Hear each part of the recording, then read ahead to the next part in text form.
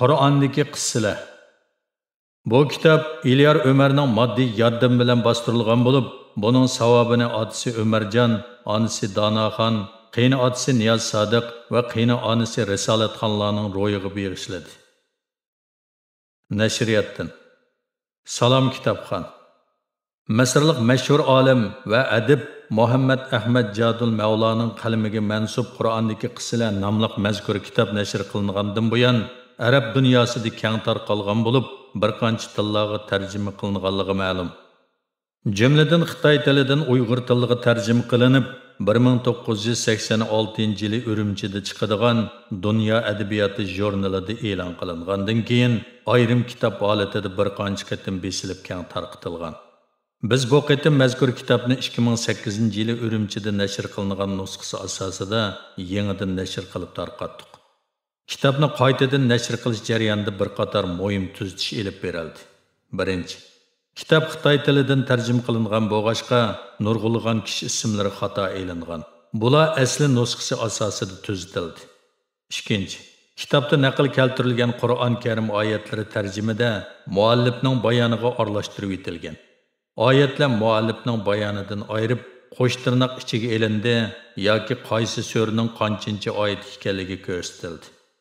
Uchinchi, kitob asli arabcha nusxasiga selishtirish jarayonida bayqalgan xato tarjimalar tuzatilib asli nusxasiga yaqinlashtirildi.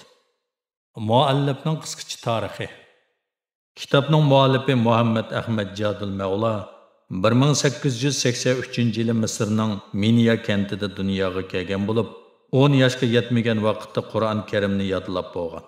Keyin Qohiraga kelib Al-Azhar oliy bilim yurtiga o'qishga kirib, maktabni a'lo natija bilan tamomlab o'qituvchi bo'lgan.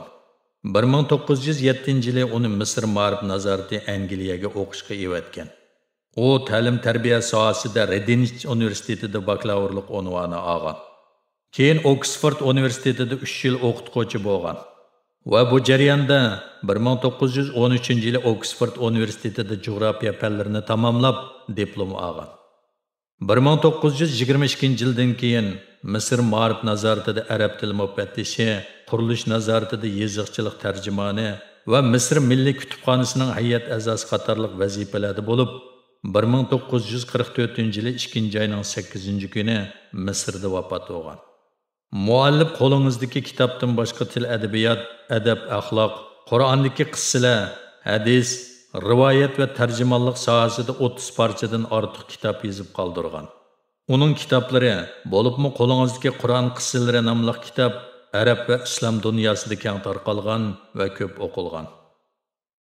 Assalomu alaykum qadrli anglag'uvchilar. Misrlik yozuvchi Muhammad Ahmad Jadul Mavlaning Qur'ondagi qissalar nomli kitobini o'qishni davomlashtiramiz. Odam alayhissalom. Alloh taolo 2 kun ichida zaminni yaratdi. U zaminning ustida nurg'un tog'larni yaratdi. Zaminni barakatli qildi. Ahli zaminning rizqini belgiladi. Bularning hammasini 4 kunda tamomladi. Bu so'rg'uvchilar uchun bir javobdir. Ondan u osmonni yaratishga yuzlandi. Albuki u tuman holatida edi. Osmon bilan zaminga ixtiyoriy yoki ixtiyorsiz holda kelinglar dedi. Ikkilisi ixtiyoriy keldik dedi. Sura Fussilat 10-11-oyatlar.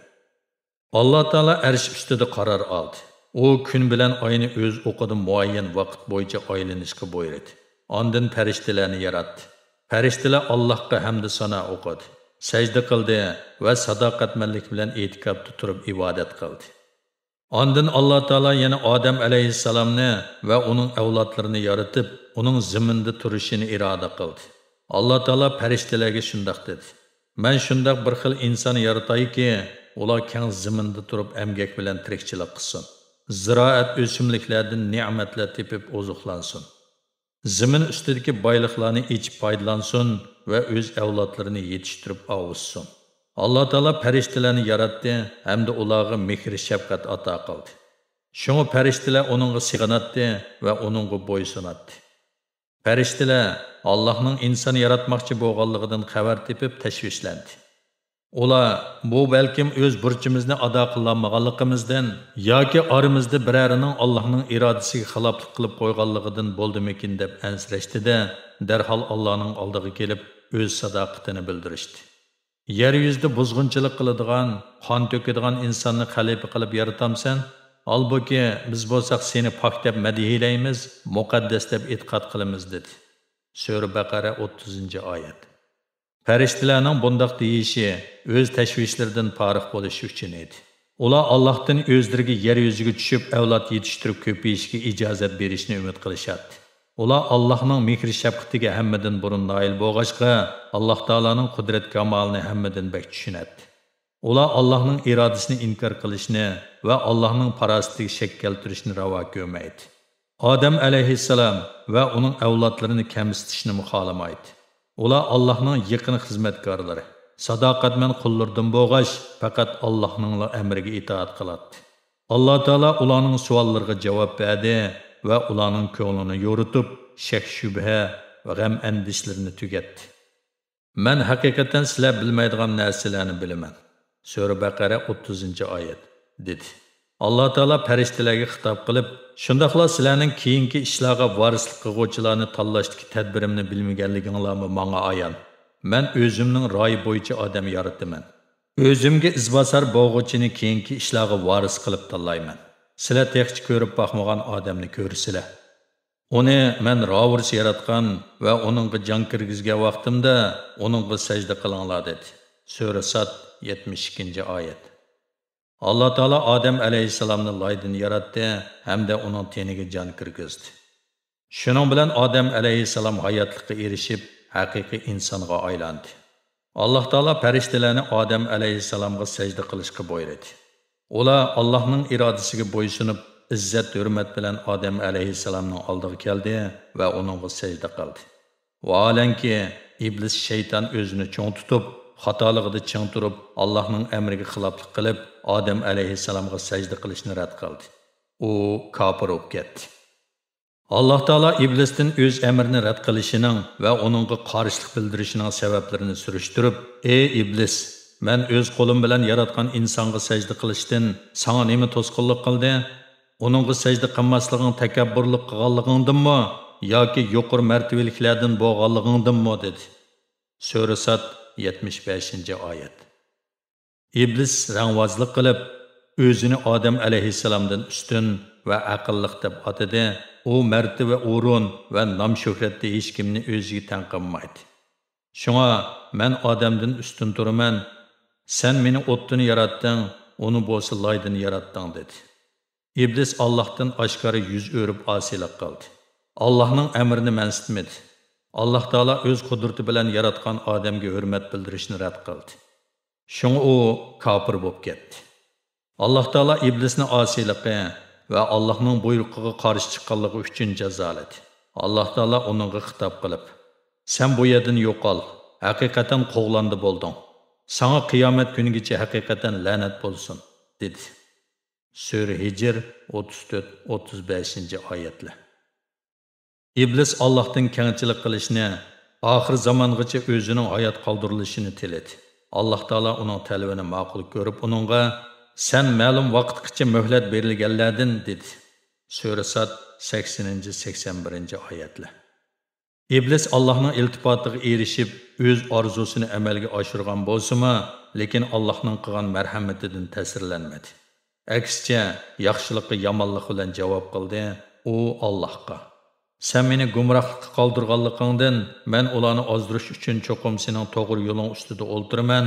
Ondan ularga cho'qim oldidan, orqasidan, o'ng yenidan, so'l yenidan hujum qilaman. Sen ularning ko'pchiligining ne'matingga shukr qilmaydiganligini ko'rasan" dedi. Sura A'rof 16-17-oyatlar. Sen o'zing tanlagan yo'lda mengayva, tuyuq yo'lga ketiva deb aybladi Alloh taolo iblisni. Ularning ichidan ozdiroladiganlikka odamingni ovozing bilan ozdirgin. Otliq va piyoda qo'shining bilan ularga hujum qilgin. Ularning mollariga va bolalarga sherik bo'lgin. Ularga yolg'on va'dalarni bergin. Shaytonning ularga bergan va'dasi faqat aldamchilikdir. Sura Isro 64-oyat. Men menga e'tiqod qilgan bandalarimni hargiz sening domingga tushirmayman. Seni hargiz ularning hukmroni qilmayman. Ularni sana bayat qilmaydi yoki sening hil mikrlaringga quloq solmaydi. Sen kishilarni hidoyatdan ozdirish niyatiga kelgankansan, cho'qim ichinishlik oqibatga qolasan. Men seni va agashguvchilaringni cho'qim do'zaxga tashlayman. Farishtalar Odam alayhissalomga sajda qildi. Uning ortiqchiligini e'tirof qildi. Uning martabasining o'zlarining martabasidan ustun ekanligini muayyanlashtirdi. O'zlariga qaraganda uning Allohning marhamat iltifotiga texmo bek sazovar ekanligini e'tirof qildi.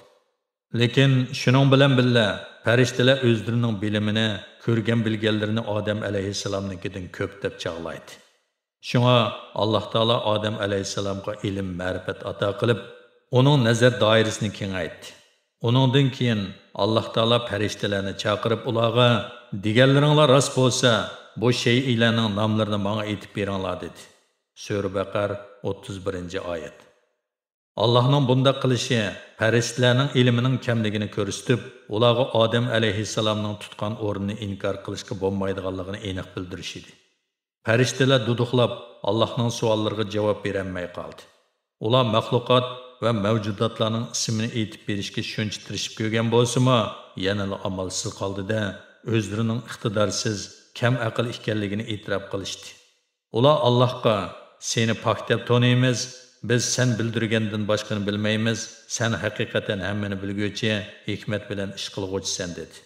Sura Baqar 32-oyat. Odam alayhissalom ilm ma'rifatni egilib, nazar doirasi keng bo'lg'achqa, Alloh taolo uning ortiqchiligi va ustunligini namoyon qilish uchun uni farishtalar javob beramagan savolga javob berishga undadi. Odam alayhissalom javob berdi. Ondan Alloh taolo farishtalarga "Men sizlarga osmonlardagi va zimindagi g'ayiblarni haqiqatan bilib turaman, oshkor va yoshirin ishlaringlarni bilib turaman demaganmidim?" dedi. Sura Baqar 33-oyat. Farishtalar Allohning iltifotini tushundi. Uning odamni yaratishdagi siri va maqsadini bildi. Alloh taolo la'nati iblisni o'zining mehr shafqatidan mahrum qilib, uningga o'zining qudratini ko'rsatdi. Alloh taolo Odam alayhissalom va uning xotinini jannatga makonlashtirdi. Hamda uningga shundoq bishorat berdi. Sen mening qilgan shafqatimni esingda mahkam saqla. Men seni o'z qudratim bilan inson qilib yaratdim. Farishtalarni sana sajda qildirdim. Men yana sana aql, farosat va ilm ma'rifat ato qildim. Men iblis la'natkardiga shafqat qilishni to'xtatdim. U menga bo'ysunmag'achqa, men uni yana ayibladim. Abadiylik jannatni sizlarga makon qilib berdim. Agar sen menga bo'ysunsang, mening iltifotimga musharraf bo'lib, bu jannatni menga turaversan. Mobodo sen va'dangga xiloflik qilsang, men seni jannatdan haydab chiqarib, do'zaxda azoblayman. Shuni esingda ching tutqinki, la'nati iblis sening va xotiningning ashaddiy dushmani. U bir amal qilib sizlarni jannatdan haydab chiqarmoqchi amin topmaydi. Alloh taolo Odam alayhissalom va uning xotiniga jannatning nozu ne'mat va meva-chevalarni xohlagancha elib yeyishga ruxsat qildi. Lekin ularni bir tip meva daraxtiga yaqinlashdan chekladi. Ularni uqanmay qolmasin deb, ularga yana bu daraxtning qayerda ekanligini aniq ko'rsatdi. Alloh taolo ularni barliq shak shubihidan xoli qilish uchun ogohlantirib mundaq dedi. Ey odam, sen xotining bilan birga jannatda turg'in. Ikkinglar jannatning mevalaridan xohlagancha yanglar. O daraxtga yaqinlashmanglar, uningga yaqinlashsanglar nadomat qilib qolasizlar dedi. Sura A'rof 19-oyat. Alloh taolo ularga yana va'da qildi. Jannat sen haqiqatan oshqanmaysan va yalang'och qolmaysan. Hamda uningda haqiqatan usab ketmaysan va isib ketmaysan. Sura Taha 118-119-oyatlar. Odam alayhissalom jannatga kirdi. Jannatda uningga nima kerak bo'lsa, shuning hammasi bor edi. Jannatning go'zalligidan kishining aqli lol bo'ladi. Odam alayhissalom hamma nozu ne'matdan xohlagancha bahramand bo'ladi.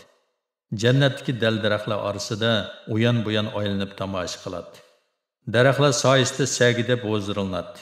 Gullarni o'zilib puraydi. Shirin mevalarni tetib ko'radi. Obi Kavsardan ichadi. Uning xotinimi tang o'zirilib ko'ngillik ham baxtli o'tdi. La'nati iblisni Alloh taolo o'z shafqatidan mahrum qilg'achqa, u jannatga kirolmay, yuragi pichoqda tilgandek bo'lib ketdi. U Odam alayhissalomning jannatda xotini bilan birga rohat farog'atda o'tayotganligini ko'rib qattiq azoblandi. U Odam alayhissalom va uning xotinining baxt saodatiga buzg'unchilik qilish va ularni yaxshi kunga erishtirmaslik qaroriga keldi. U o'zining jannatdan haydab chiqarilganligini va Allohning shafqatidan mahrum qolganligini Odam alayhissalomdan ko'rgan edi. U men Allohning odamga sajda qilish to'g'risidagi amriga bo'ysunmaganligim uchun mushu holga tushib qoldim deb qaradi. U Odam alayhissalomdan intiqom olib dardini chiqarmoqchi bo'lib jannatga kirdi. O'zini Odam alayhissalomga oq ko'ngil, sadoqat bilan ko'rsatish uchun uningga xush chiroy salom soat qildi. U har xil hil-mikr bilan Odam alayhissalomga yaqinlashdi. Odam alayhissalom va uning xotiniga istoshlik bildirib, o'zini ularning baxt saodatini qo'g'dug'uchi qilib ko'rsatmoqchi bo'lib, Parvardigoringlarning sizlarga bu daraxtning mevasini yeyishni ma'ni qilganligi faqat sizlarning farishta bo'lib ketmasliginglar yoki jannatda mangu turib qolmasliginglar uchundir dedi. Sura A'rof 20-oyat. Iblis Odam alayhissalom va uning xotinining o'ziga so'g'uq muomala qilib, vaz nasihatlarga quloq solmayotganligini ko'rib, mening niyatim samimiy, men sizlarga o'zimning sadoqatimni bildirish uchun keldim. Men sizlarga hargiz ziyon yetkazmayman deb qasam qildi. U o'zining ozdirish, qutirtish hilisini ishiltib, heliqi daraxtning mevasini xushpuroq, lazzatlik, rangi ko'rkam deb maqtab, ularni oldi. Odam alayhissalom va uning xotini oxiri uning soxta shirin so'zlariga aldinib ketdi. Odam alayhissalom va uning xotini Allohning amriga xiloflik qilgachqa jannatda davomli turishdan cheklandi. Alloh taolo ularga: "Men sizlarga bu daraxtning mevasini yeyishni ma'ni qilmaganmidim? Shubhisizki, shayton sizlarga haqiqatan oshkora dushmandir demaganmidim?" deb nido qildi. Sura A'rof 22-oyat. Odam alayhissalom va uning xotini o'zlarining qilganiga qattiq pushaymon qildi va Allohga tavba istig'for etib shundoq deyishdi. Ular: "Ey Rabbimiz, biz o'zimizga o'zimiz zulm qildik. Agar sen bizga mag'firat qilmasang, bizga rahim qilmasang, biz cho'qim ziyon tortquchilardan bo'lib qolamiz" dedi. Sura A'rof 23-oyat. Alloh taolo ularga: "Sizlar bir-biringlarga, ya'ni shayton insonga, inson shaytonga dushman bo'lgan holda tushinglar. Ajlinglar yetganga qadar yer yuzida tursizlar va uningdan foydalansizlar" dedi. Sura A'rof 24-oyat. Alloh taolo Odam alayhissalom va uning xotiniga kengchilik qilib, gunohini mag'firat qildi. Ammo ularni jannatdan ayrilishga amr qildi va ularni iblis bilan sizlarning oranglarda yanada dushmanlik mavjud. Hamda uning aldam xaltasiga tushib qolmanglar, uning izzat quluq va qudrat qo'lligiga berilib ketmanglar deb ogohlantirdi. Orqadinlar Alloh taolo yana mundaq dedi: "Sizlar hammanglar jannatdan bir-biringlarga dushman bo'lgan holda tushinglar. Agar sizlarga mening tarafimdan hidoyat kelsa, kimki mening hidoyatimga ergashsa, u ozmaydi va oxirat shaqiy bo'lmaydi." Sura Taha 123-oyat. Alloh taolo Odam alayhissalomga tirikchilikning maqsadini va tirish nishonini ko'rsatib berdi. Yana huzur halovat ko'radigan davrning oyoqlashganligini, jannatdan ayrilgan amon boshqacha tirikchilikning boshlanganligini aytdi.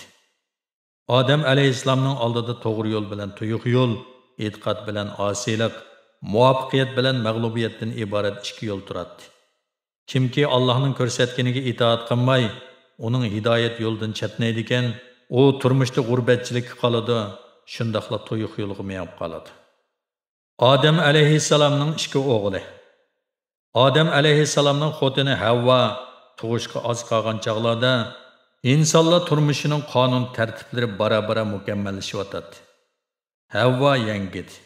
Odam alayhissalom bilan Havva onaning bolalari insoniyat bog'chisida ichilgan tunji gul bo'lib, ulardan tunji xushpuroq chechildi. Odam alayhissalom bilan Havva onaning bolalarining vujudidan o'zlariga xushallik va baxt topdi. Ular o'z pushtidan bo'lgan bolalarining zimminda to'rilib uyan-buyan chepishib o'ynab, Alloh taolo bergan nozu ne'matlarni yeb yurganligini ko'rib nihoyat xushal bo'lishdi. Ular bolalarga nihoyat amroq edi.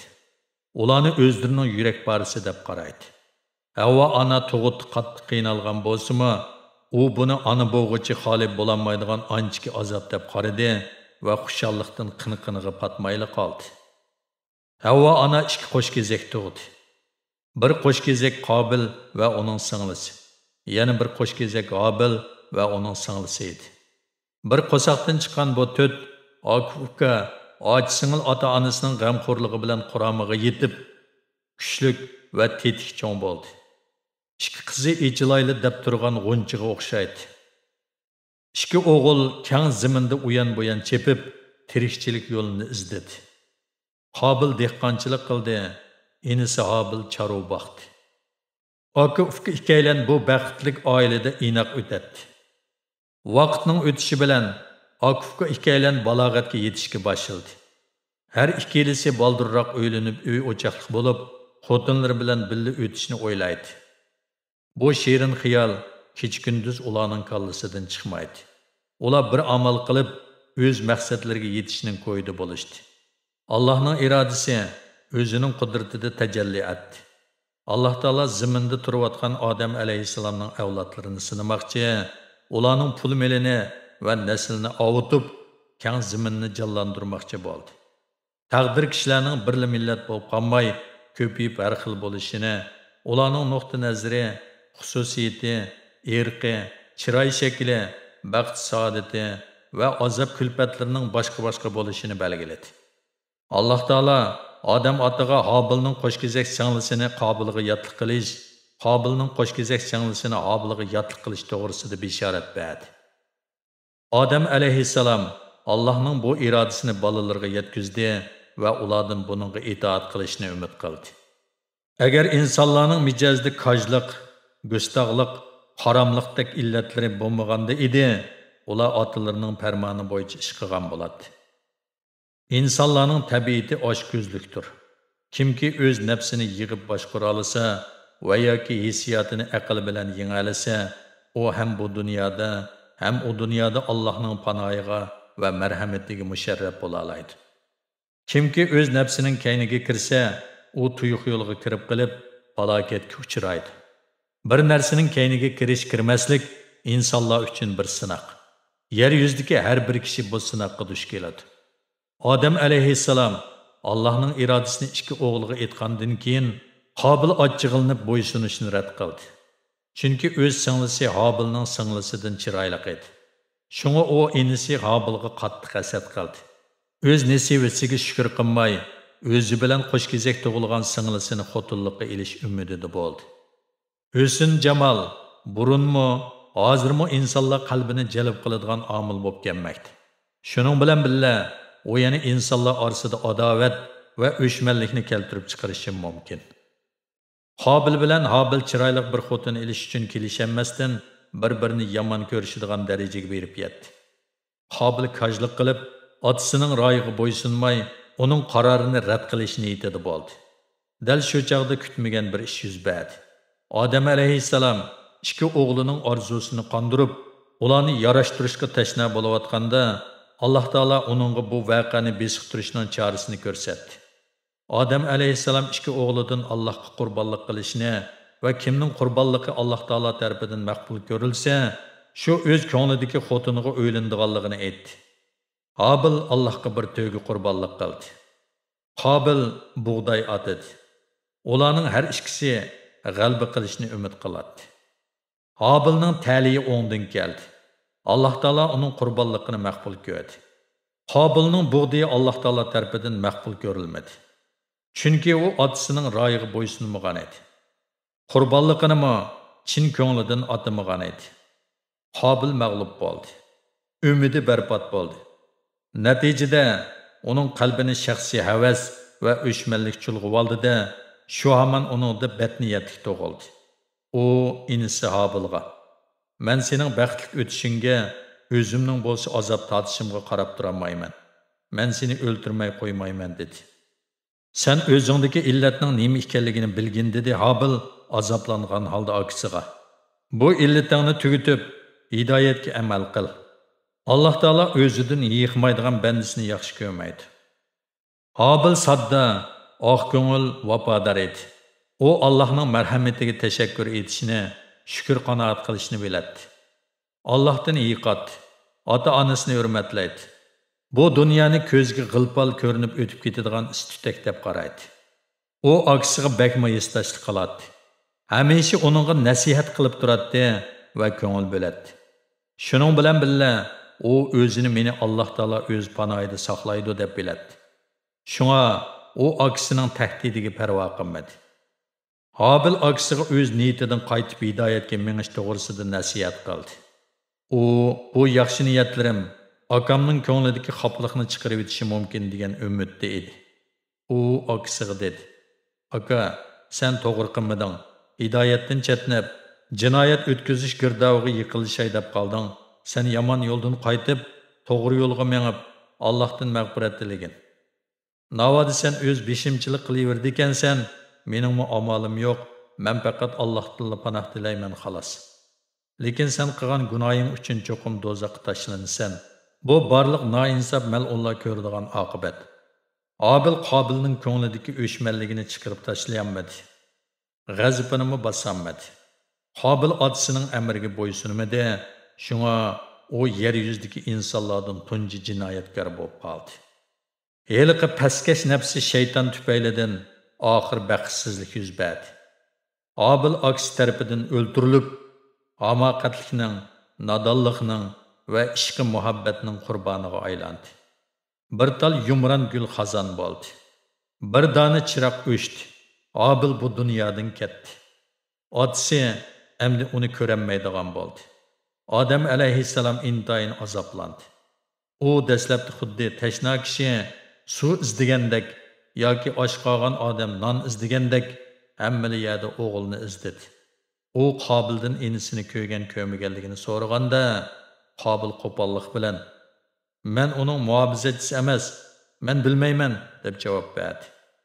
Odam alayhissalom Qobilning o'ldirilganligini bilgandan keyin ichidagi qahr g'azabini besib, marhum o'g'liga qayg'uliq ta'ziya bildirdi. U: "Men qayg'u alam, motamlarimni qalbimda bayon qilay, men bir qo'limdan mangu ayrildim" deb hasrat chekdi. Qobil zaminda tunji o'ldirilgan odam bo'lg'achqa, Qobil uning jasadini qandoq bir taraf qilishni bilmaydi. U jasadni bir tog'orga qochilab yudib, hammaliyada qotirab yuraverdi. Ko'ngli beorom tut bo'lib, nima qilishini bilmaydi. Qobil sesigan jasaddan chiqqan badbo'ychilikqa chidab turolmadi. Shu asnoda Allohning rahmi keldi. Alloh taolo bu gunohsiz kishining jasadiga rahim qildi va Odam alayhissalom bilan Qobilning izzat hurmatini saqlash bilan birga hamoqat Qobilni jazman adaplamoqchi bo'ldi. Qobil Allohning ta'limiga munosib bo'lmag'ach, Alloh taolo uni qog'iga shogird qilib, uning dot qog'idan betar ekanligini ko'rsatmoqchi bo'ldi.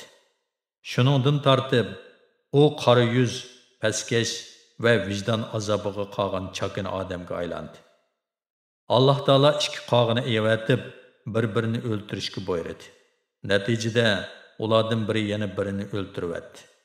Saq qolgan qog'i tumshug'i bilan yerdan bir o'rak qo'lab, o'lgan qog'ini ko'mdi. Buni ko'rgan Qobil pushaymay yeb azoblanib: "Voy isit, men qarindishimning jasadini ko'mishda mushu qog'ichilikmi bo'lamabdi mana?" dedi. Sura Maida 31-oyat. Diqqat berganingizga rahmat.